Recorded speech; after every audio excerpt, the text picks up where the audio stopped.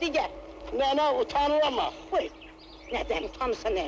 Gez elə birinci dəfədir evlənir. Beşini alıb boşayıb sən, təzədən utanmağa başlayıbsan. Nene kaynatamın zəhmi çok ağırdır ha.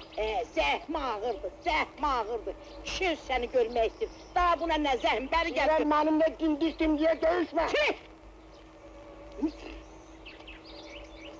Firdi besin. Ay yoldaş firdi besin. Ay orada Fransız. Yəni öydə yoxdur. Ay Fransız.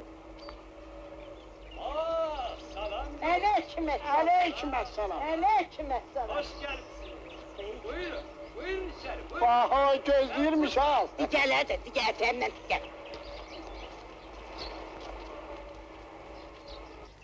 Buyurun. Hoş gelmişsiniz. Hoş gün olsun. Buyurun.